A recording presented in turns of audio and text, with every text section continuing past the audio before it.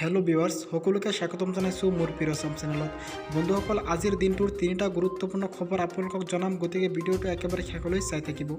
ইয়াৰ আগতে আপুনি যদি মোৰ চেনেলটো এতিয়াও সাবস্ক্ৰাইব কৰা নাই তেন্তে এনেকুৱা ভিডিঅ'বোৰ আপডেট হবাতকৈ আগত পাবলৈ মোৰ চেনেলটো সাবস্ক্ৰাইব কৰি কাষত থকা বেল আইকনটো প্ৰেছ কৰি দিব। আজিৰ প্ৰথম খবৰটো হ'ল সংস্থাপন হেৰুৱা প্ৰতিটো পৰিয়ালক চৰকাৰে প্ৰদান কৰক ৭৫০০ টকাকৈ, এই দাবী কংগ্ৰেছৰ। বৃহস্পতিবাৰে ভিডিঅ' কনফাৰেন্সিং যোগে অনুষ্ঠিত হয় কংগ্ৰেছ ৱৰ্কিং কমিটিৰ বৈঠক।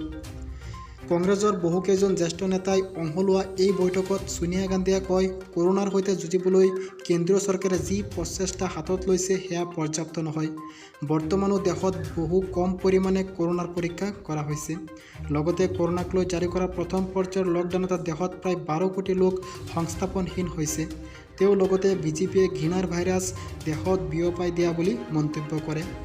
বৈঠকত দেশৰ প্ৰাক্তন প্ৰধানমন্ত্ৰী ডক্টৰ মনমোহন সিঙে কয়, লকডাউনৰ সফলতা দৰাচলতে কোভিড-19ক আমি কিমান প্ৰতিহত কৰিব পাৰিছোঁ তাৰ ওপৰত নিৰ্ভৰ কৰিব। এই যুঁজৰ বাবে কেন্দ্ৰ আৰু ৰাজ্য চৰকাৰসমূহৰ সহযোগিতা অতিকৈ প্ৰয়োজনীয়।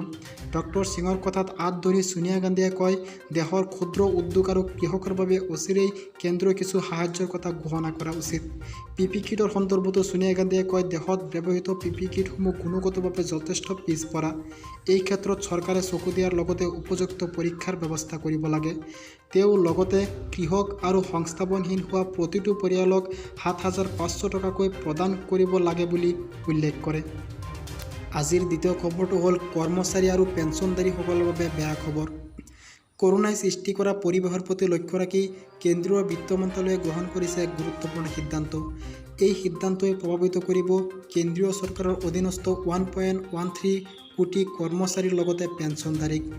দৰাচলতে পূৰ্বে কেন্দ্ৰীয় চৰকাৰে কৰ্মচাৰীৰ লগতে পেঞ্চনধাৰীসকলৰ ডিয়াৰনেছ এলাউন্সৰ পুঁজিৰ 4% বৃদ্ধি কৰাৰ ঘোষণা কৰিছিল। কিন্তু বৃহস্পতিবাৰে বিত্ত মন্ত্ৰালয়ে স্পষ্ট কৰি দিছে, এই বৰ্ষত কোনো কৰ্মচাৰীৰ ডিয়াৰনেছ এলাউন্স বৃদ্ধি কৰা নহয়।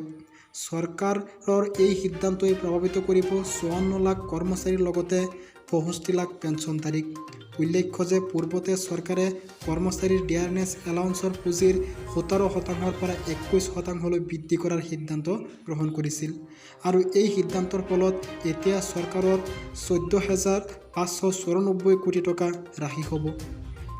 আজিৰ তৃতীয় খবৰটো হ'ল উচ্চতৰ মাধ্যমিকৰ প্ৰথম বৰ্ষৰ সকলো ছাত্ৰ-ছাত্ৰী দ্বিতীয় বৰ্ষলৈ উত্তীৰ্ণ।